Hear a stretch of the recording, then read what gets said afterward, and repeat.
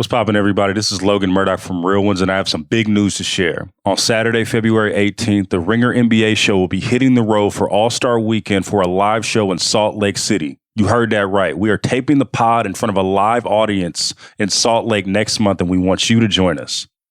Pull up on us at the Stateroom in the heart of downtown Salt Lake. You can grab your tickets now at thestateroom.com. That's thestateroom.com. Doors open at 9 o'clock. Show is at 10. It's going to be a 21 and up event. Come hang with the gang and chat, mid-season updates, draft preview, and even have a Q&A with us. Space is limited, so grab your tickets while they last at thestateroom.com or click the link in the description of this show. Hope to see y'all in there.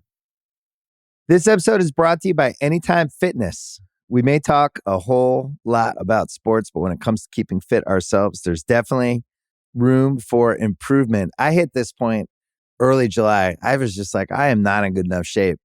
I started trying to walk at least 15,000 steps a day or hiking or just anything to keep my legs moving. Now it's the end of 2023. I feel great. I had a physical 3 weeks ago and the guy was like, you're doing great. You're doing better than you were 3 years ago. I felt great. Whatever your goals are, progress is possible thanks to Anytime Fitness. Get a personalized plan and support from an expert coach anytime, anywhere. Visit anytimefitness.com to try Anytime Fitness for free. Start to train for your life. Terms, conditions, and restrictions apply. See website for details.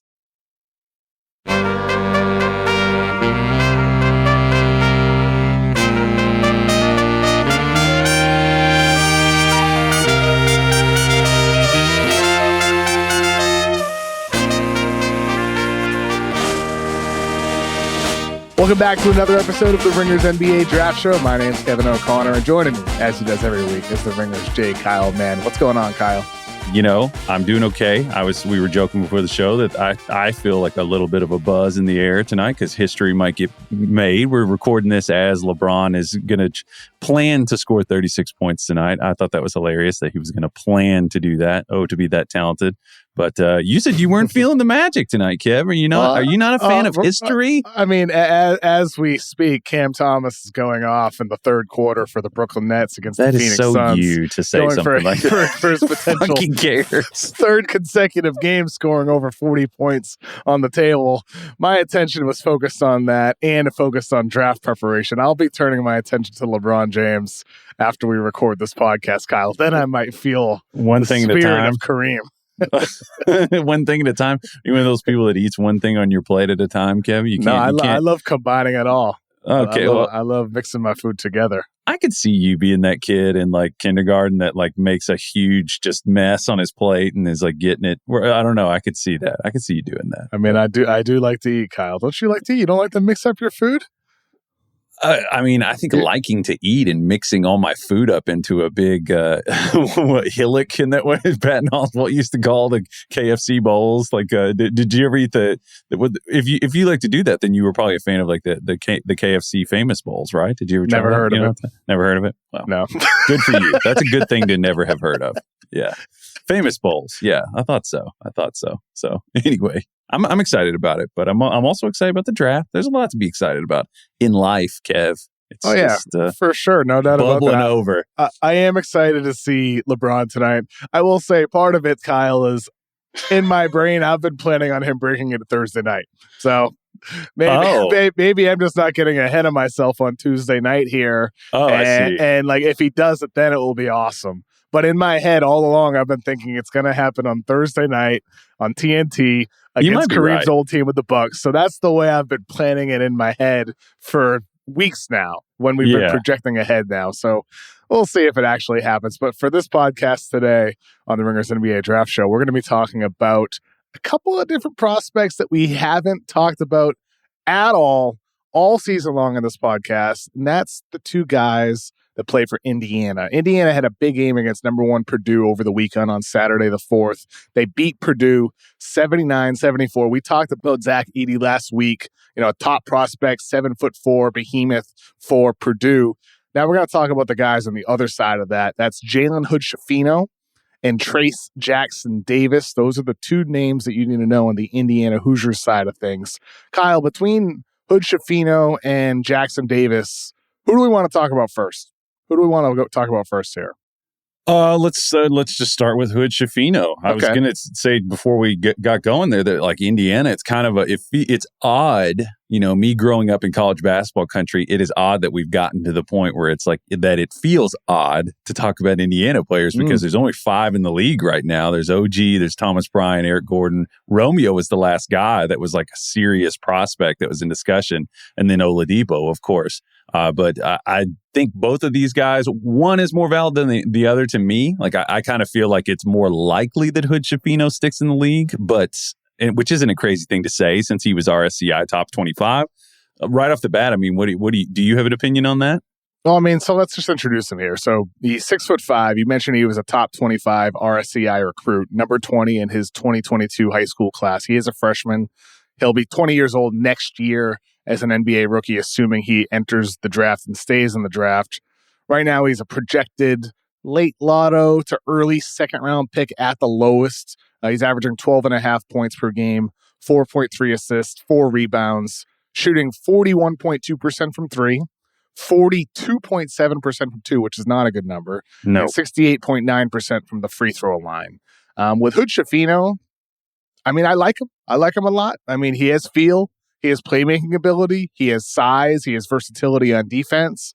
He has a foundation to be a long-term guard. What are some of the qualities that you initially like about him on the surface, Kyle, to help listeners understand who he is as a player? Yeah, on the almost 3.5 attempts from 3, too, I'd add in there. So he's a guy who does put his shot up. I think the thing that I like about him is that he doesn't make solid contact with the ball in terms of this like archetype guy who could like be sort of an off-ball point guard skill type player. I think he probably is more in the mold of a scorer. Would you agree or disagree with that? Like he likes to shoot the ball, I'd say, a little bit more than he likes to catch it on the move and like make a big pass. Well, I mean, that's the interesting thing with him because you see the playmaking skill, his ability in the pick and roll to create. We saw it against Purdue. We've seen it all season long. But he does settle a lot. I mean, he settles for a lot of jump shots. He doesn't really get to the rim a ton, and he's not a great finisher at the basket either. So I wonder if maybe over the course of time, if those skills develop, that's where the passing is unlocked with, driving kicks to corner three-point shooters at the next level. Because right now, he just doesn't get to the basket a whole lot. So yes, I would agree. As of now, he's more of the score-first variety as a guard. Yeah, I think one thing is going to like trigger a response, like you said, and like I think getting stronger is going to help him. You're talking about pick and roll reads, even in that Purdue in that Purdue game specifically, he kind of ran the cycle on which is what you do against Purdue. This is like the challenge you're going to be met with if like you're a guy who can shoot, which he can, coming over screen, shooting the 3. In let's see, 116 pick and rolls this year, he's taken 16 threes. Not a huge sample, but he's hit 50% of them, which is respectable. But I think you hit on it. Like there was a sequence in that game where, as we know, Zach Edey, the behemoth that we talked about last week, is dropping in that situation. And he did one where Edey was overcommitted to him, and he threw a pocket pass to Jackson-Davis that Davis didn't even seem ready for, and it just kind of went out of bounds, but it was the right read. And then on the next play, he engaged Edey again, realizing that he could do it, like because Edey was trying to challenge that pull-up jump shot, which he's good at. Like he has a pretty tight, quick release, and he threw a really nice lob to Jackson-Davis. Next play, the tagger overcommits to it because of that lob, and Hood-Schifino saw it coming. You could see that's the most important thing is that these things, I think it was like in like a 3-play sequence. They were right in a row. And when I always talk about like sequential thinking, you want to see guys reacting to what's happening, thinking the game. And he made like a quick live dribble pass to the corner and the dude hit the 3. But I do think that like the frontier for him is you hit it like his efficiency. If you imagine there's a line like in the cutting the free throw line in half, I feel like once he gets into that area, he's either playing too fast, he gets into a crowd, he takes weird shots. I think that's an area for him to really grow. I mean, the prior game before Purdue, he had more turnovers than he had points against Maryland. So, I mean, he does have a lot of high turnover games as well, where it's some sloppy passes into traffic inside the paint, losing control of his dribble. He has a lot of sloppy moments as well. Just to push back a little bit on Hood-Schifino, one of my hesitations with him when it comes to, I'm redoing my rankings for a draft guide update in a couple of weeks. I think we're going to do it the week after the All-Star game. And I'm trying to figure out where to place Hood-Schifino. And one of my hesitations here, Kyle, is the fact that, yes, he's shooting over 40% from three, but he's shooting under 70% from the free throw line again here. And when you look at his high school numbers, according to Cerebro Sports, he shot 23.5% on their 98 attempts they tracked from behind the arc at the high school level, 65% on 130 attempts from the free throw line. And he's had only really 3 unbelievable performances shooting the ball from three this year. He was 5 of 8 from three against Iowa, 5 of 7 against Northwestern, 6 of 9 against Ohio State. It's not exactly fair to remove 3 games from a 20-game sample, but if you remove those 3 games from his 20 games that he's played this year, he hasn't tried more than 5 threes in any of those 17 other games. And in those 17 games, he's made only 27.3% of his threes, which is a whole lot closer to what he did over his time in high school.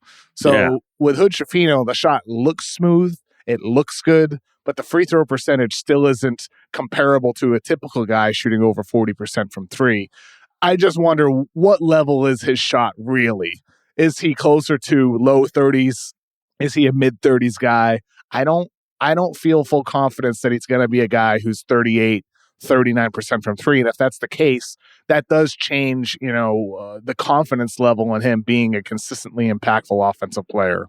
Yeah, and if he's not going to be that type of shooter, it's the ripple effect thing again. It's going to affect everything's connected. Your ability to do one thing affects the respect you get, which affects the way that teams play you, so on. I'm preaching the choir here, but I guess you mentioned the way it looks, and I was thinking about if you compare him to a guy like Jordan Hawkins, who is 38.5% from three. If you watch him shoot the ball on the move, you kind of are relying on the eye test to either, give you confidence or give you pessimism or skepticism. I do like the way it looks. I don't think he shoots an oddly, I'm not going to say his shot's flat, but his shot doesn't have the arc angle that you would think. For as easy as he shoots the ball, it's pretty quick. I do think that he shoots in the mid-range pretty comfortably off the dribble, coming off of screens. He gives me a little Trey Mann vibe sometimes. I don't think that he has the same dribble separation ability, but he kind of has a compact, really, I was telling you, he has a nice economy to the way that he dribbles the ball. Are you confident in him creating his shot at all at the next level? Yeah, I think he's at least going to be a passable level, sure. Trey Mann, that's an interesting name to bring up. Yeah, I don't think that. Trey Mann gets really, really low with the ball, but I'm just thinking size and kind of inclination as a player. I think that Hood-Schifino is maybe a little ahead of him as a passer. I was bringing up to you, though, that it's interesting to look at the guys that we compare. There's a few different guys that are that size and that 6'4", 6'5", 6'6". Anthony Black, I would say, is probably going to measure it. I don't know. I feel like his height might come down when he gets measured at the combine, but he's right in that range. These guys that are can play on and off the ball a little bit. I'm just wondering, has your opinion, because Black struggles to shoot the ball even more and he has issues, how is your feeling with Hood-Schifino versus Anthony Black? Have you thought about that at all for your update? I think with Anthony Black, I like his playmaking ability more than Hood-Schifino. And so he just feels like Anthony Black is that, instant decision maker, connective type. Hood-Schifino, he can pass, but he's not that level that Black is. So I rank Hood-Schifino below him in that sense. Obviously, Hood-Schifino shooting the ball better. The results are better for him as a scorer. So on the surface, you might feel better about him in that sense. But, Anthony Black also a better at-rim finisher at this point as well. Hood-Schifino, he's, not taking a lot of shots at the basket, making only 45% of his layups according to Synergy, only 32% of his floaters. He's logged only 3 dunks. He's not an above the rim guy. So if the concerns about the shot are warranted, if that number does fall, like you said, he looks better off the dribble right now and he can pull up from mid-range as well. But if those numbers do drop closer to what they were in high school, I don't know. He doesn't exactly have the at-rim finishing that Black has shown more over the course of the season as he's developed in his own way too. So philosophically, just hypothetically here, just devil's advocate, we're just talking so you're saying you would be more willing to bet on playmaking feel with a lack of shooting and finishing rather than shooting that looks better and playmaking upside that needs to make a leap and finishing that needs to make a leap. You'd be more willing to bet on Anthony Black's shooting coming around eventually, or would it be more useful? Yeah, I mean, I just think Anthony Black is the bigger, better overall talent than Hood-Schifino. And Hood-Schifino's solid. I'm just not there yet with his shot. That's where I'm waiting to see these next, 4, 5, 6 weeks, as we get into March, where does he finish the year? And also, even as the college year ends, Kyle, like evaluation doesn't end. No. Like, it's going to be about, well, how is Hood-Schifino performing in pre-draft workouts? What is feedback? How does his shot look? Does he play in the NBA combine, scrimmage? How does he perform there? How do the mechanics look? So the evaluation will not stop at the end of the college season for Hood-Schifino. But I'm skeptical. Yeah. With the 40+%. I think it's a little deceiving when you look at his history from the high school level. Yeah, and it's always, I think, a nice thing that has come around about I guess in the past you can manually watch these things and log them, like the types of shots that they're taking. I think can be really indicative, because sometimes guys that aren't on the ball a lot and making decisions, they might have an inflated percentage, but if you see them like coming off of screen or you see them like shooting in tight spaces, it's an obvious thing. Like the catch and shoot thing is just different than being pressured with the ball in your hands. I like what you said about like evaluation not stopping. And for some guys, it's absolutely true. I mean, I guess you're saying that like Hood-Schifino is going to have the opportunity to potentially climb. Like if he proves that his upward mobility could be pretty strong. Well, for sure. And he could end up being the type of guy that, he's good enough that he's going to put his name in the draft, right? And he might go to those pre-draft workouts. He might go to Chicago and he might realize, you know what? Another year, I could become a lottery pick. I could lock myself into the top 10 if I go back one more year and make a heck of a lot more money than I would now. So that's what his teammate Trayce Jackson-Davis did. Jackson-Davis, he's a senior at Indiana. He went into the NBA draft combine last year, decided to go back to school for his senior season, and now he might be the player of the year. 6'9", 245 pounds. He's going to turn 23 years old later this month, so he's on the older end. You mentioned earlier how Hood-Schifino is the guy you'd be more willing to bet on as a long-term guy in the NBA. Understandably so, considering how much younger he is. But Jackson-Davis, 19.8 points per game, 11 rebounds, 3.4 assists, 3.2 blocks, shooting 57.6% from the field, 70.6% from the line. With his size, athleticism, he's probably, late first round at best, considering he's going to be 23, but more likely early to mid second round. I like Jackson-Davis a lot, man. I think with that verticality at the rim, the lob finishing ability, he's improved as a passer, out of post-ups. He can even bring the ball up the floor a little bit. He can run DHOs. We saw that also against Purdue over the weekend. And then defensively, even last year as a junior, he was switchable. He's not just a guy who plays drop coverage, even though he can do that too at 6'9". He's a bit undersized as a traditional big, but that's where the versatility comes into play. He just feels like one of those guys to me that's going to translate to important games in the NBA, assuming all of these skills translate, which I think they will with his length, his verticality. I don't see why he can't be a versatile piece on defense for his team, in addition to being a consistent lob threat on offense.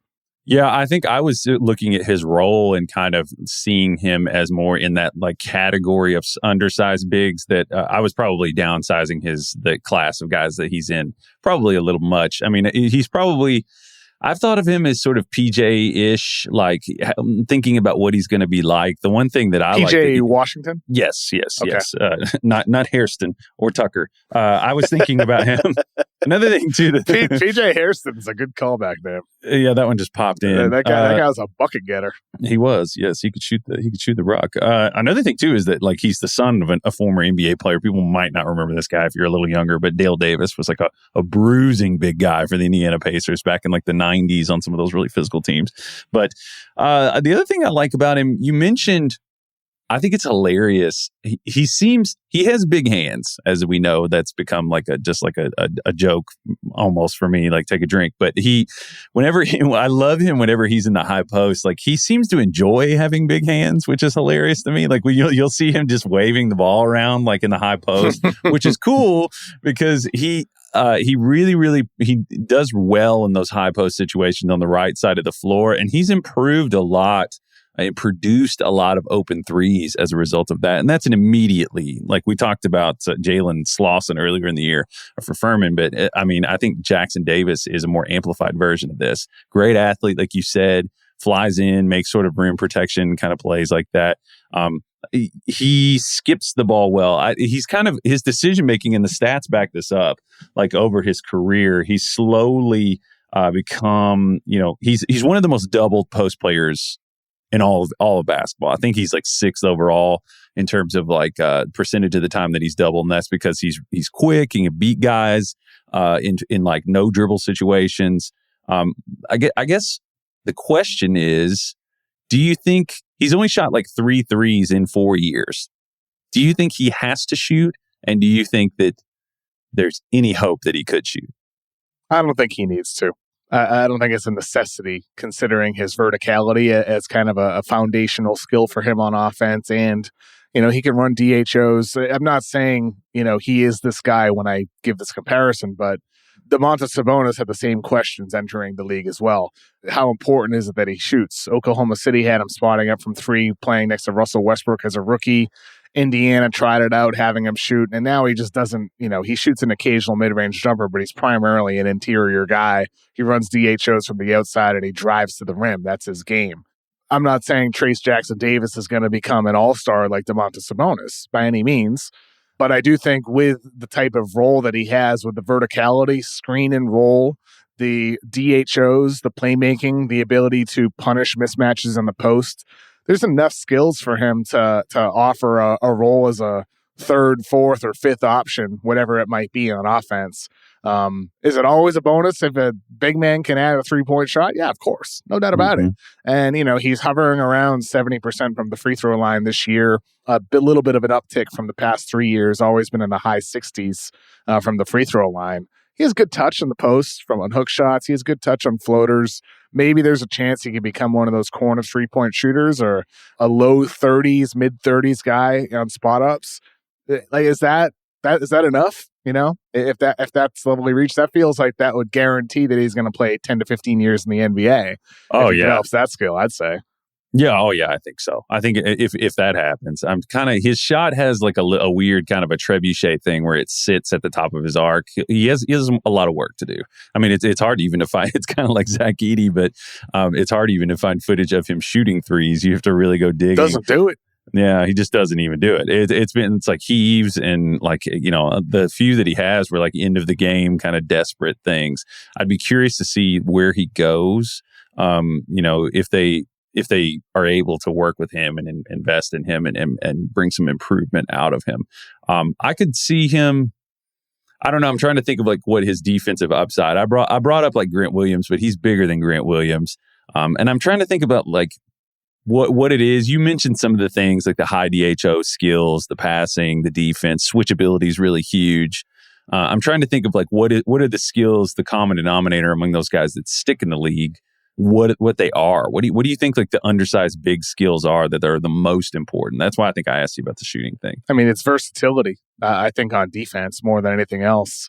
I think you mentioned PJ, not Hairston, not Tucker, but PJ Washington, not Dozier either, but not Carlissimo at all. No, yeah, definitely not Carlissimo.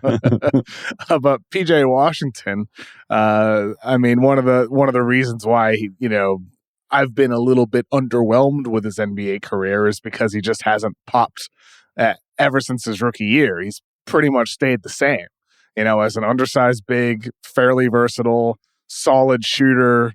He does a lot of things well, but he just hasn't made massive progress. But part of it with PJ Washington, I wonder, and this is, why you keep hearing his name and trade discussions. What would he do in a winning environment where there's pieces around him to unleash his skills that were flashed in college, or we saw, here and there throughout the NBA? I think that's the type of skill that we're going to have from Trayce Jackson-Davis, is the defensive versatility. I mentioned that earlier when we were introing him as a guy who's been versatile throughout college and can drop. He can switch a little bit too. Are you not quite as high on his switchability when projecting ahead to the next level as I might be? I think his feel has really evolved over because, I mean, to be able to do that, I think you have to kind of have some of the mental makeup to guard on the perimeter and things like that. I do think that he's evolved on that front. I think his decision making, Matt Painter was really actually praising him a lot after that game the other day. No, I'm not low on his feel at all. I think more his offensive questions are probably the thing that's kept him in school more than his defense. Wouldn't you say? But I guess if he was a plus kind of defender, that's I don't know. I think it's the offense is the thing that's delayed his entrance to pro basketball, wouldn't you say? Yeah, for sure. It is with Jackson-Davis. And ultimately, that's what's been so impressive about that, rise and assist this year, the playmaking responsibility. He's done a really good job handling it for Indiana. Yeah. I was saying, man, sometimes when he whips those passes across, his hands seriously are like one of those highlight rackets, like whenever they you like cup it and sling it like that. Oh, from a post to those corner three shooters. Yeah, man. Yeah, he's really impressive, and he's got a really impressive catch radius too as a lob catcher. I think we should give him credit for that because if you think about, I mean, there it is right there. If he's going to be a switchable defender, if he could become a pretty good screener, I'd like to see him get a little stronger, obviously. Of course, he's 23 years old, but, and then you add in like the lob threat part of that. Not all those like DHO guys are great lob threats. I'm trying to think of like across the league, if there's a guy who's like a really effective DHO passer that's also a great lob threat. It's an interesting combo. Yeah, like a Bam type. There's not a lot of, DHO guys who are also finishing above the rim.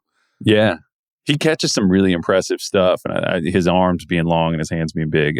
But yeah, that's an interesting combo that I just thought of in the moment. I need to explore that a little bit. Let me pull up like the most frequent handoff players this year, and let's just like go down the list. 19.5 per game. Sabonis, not an above the rim guy. Jokic, 13.4 per game. Not a lob guy. Bam at 9.3 per game. That's the one we've already mentioned. Şengün, 9.2. Not really. Not really. He can be when he has space, but not like at the level of Jackson-Davis. Ben Simmons at 8.9. He's afraid of the basket. Jakob Poeltl. Poeltl could get up there, but he's not. It's not to the level of Jackson-Davis. Plumlee at 7.8. Mason Plumlee. Yusuf Nurkic. Draymond Green, Kristaps Porzingis, Jonas Valanciunas, a lot of flightless Turner. Birds on this list. Yeah, Wendell Carter, yeah, DeAndre Ayton. DeAndre Ayton doesn't dunk the ball; he doesn't know how to dunk. Mo Wagner, Kevon Looney, Julius Randle, Scotty Barnes, Rudy Gobert. Those are the only players that log 6 or more dribble handoffs per game. So you're right, Kyle. There's not a ton of guys who are John Collins style pick and roll leapers. Yeah. That are running DHOs. I think he's already his passing feels already better than John Collins. I'm trying to think that we may have just hit on something there that might be one of the really big selling points for him is that overlap, is that you don't really get those two things. And that I'm not going to say it chokes out it lessens the imperative maybe that he shoots the ball if that's the case. Mm-hmm. But that's fascinating, that combination. And, once he gets into this like 23 to 27 age range is when he can really start to develop that. Of course, his high post like scoring threat, I think will have to evolve for him to like get into that like manipulative passer range, wouldn't you think? Yeah, I'd say so, for him to be more of a manipulative. Manipulative.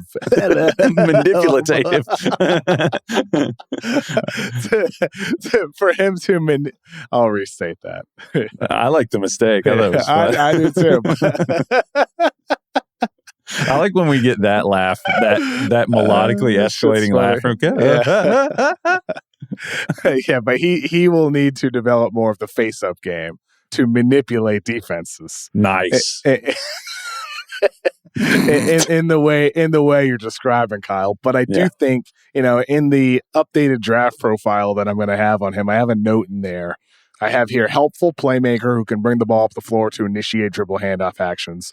With his rolling ability, his value will be heightened when paired with shooters who can deliver him accurate passes on the roll. And I think that's exactly what you're talking about there, Kyle, where if he has at least the requisite playmaking ability to be a guy that his coaching staff deems him worthy of running dribble handoffs, if he's paired with shooters who can pass the ball, if he just rolls off those handoffs, he's going to get a ton of opportunities when defenses hedge or pressure against that player receiving the ball on the handoff. And that creates a unique threat that, a lot of these guys in DHOs, when they receive the ball, after handing it off, when they cut to the basket, it's not for lobs. It's for, pocket pass, put the ball on the floor, finish at the rim with a layup, or kick it out to another three against a rotating defense. He could be the guy that's finishing above the basket with ease, with wide open opportunities all the time. I like him a lot. I'm not sure I'm ready to put him in the first round. Maybe that's just an age issue here. But I feel like he's going to be in the league for quite a long time. Yeah, it's interesting how like the defenders kind of their posture is different whenever you're coming off those DHO things because, if a guy is a serious lob threat that affects literally where your hands are, it affects how you're like paying. I don't know. It's going to affect the way they have to pay attention to him. And I think that's an intriguing thing. I'm kind of with you. The age thing is interesting to me. I'm kind of like, if he's that good a passer, it's like, why didn't he elevate Indiana? You kind of have to weigh those things against each other. But there's also the thing that you said, which I don't think he's like a floor-raising passer, but I think he's a helpful passer. That was a good word. That was a good way to put it. I think he's extra playmaking. I don't think he's somebody that you're going to throw out there. Maybe he evolves as a scorer. Maybe he gets better and, he becomes more of that. But I think the expectation is that he's probably going to be like a secondary extra thing, which is great in today's NBA. You want to get as much as that on the floor as you can. All right, Kyle. So those are the Indiana prospects that everybody needs to know. This past weekend, we saw Duke, North Carolina. We're not going to go all in here talking about some of the prospects in that game. Derek Lively had his best overall performance of the year for Duke. We're going to wait till next week to talk about Lively because Duke has a couple more big games coming up. They face Virginia on Saturday, number 8 Virginia. That's our TV guide game of the week here. They have Notre Dame next Tuesday as well. They have J.J. Starling, another draft prospect that we haven't really touched on at all in the pod. So we'll save that conversation for next week. But Lively was impressive, though, against North Carolina, Kyle. Yeah, it feels like something's ramping up, and I think that's probably the best reason to, because he's put up his 2 biggest minutes totals and 13 blocks in 2 games. It feels like there's something simmering here, but we want to wait until we have a little more of a chunk of things to talk about. And I think TV Guide, I think we can repurpose it to use it in that way. It's like you all watch that, and then we'll kind of like think about it together, and you all can kind of talk to us about what you saw and kind of have a dialogue about that. Absolutely. And Victor Wembanyama, 28-6 with another loss for Mets 92 this past week, continues doing the same wild things that he has all year, Kyle. It's just kind of fucking around out there sometimes, man. I mean, some of the stuff that I told you, it almost feels like a no consequence simulation for him at times, but he had some incredible plays. Defensively, maybe not quite. He was sort of disengaged at times, kind of opposite of Lively, honestly. I feel like Lively's getting more engaged as it goes on, and I feel like Wemby was just kind of hanging out at times. Typical stuff. He did a crazy thing where he like did a euro over a defender's head and dunked it. Had a spin from the free throw line where it was physically impossible for him to finish the way that he did, but he did. It's just kind of the typical Wemby stuff.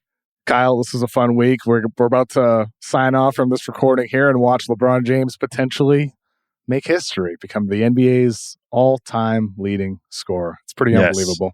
It is. I feel a buzz and a magic in the air personally, but I'm not dead inside. So Kevin is. But I mean, before I tune into that game, I'm going to watch the end of Suns Nets right now. Cam Thomas is riding 30 points late in the fourth quarter. Doesn't look like he's going to quite crack 40. Oh, we'll have to revisit Cam Thomas here next week too. We can do that. We'll talk about Cam as well. See what the Nets do.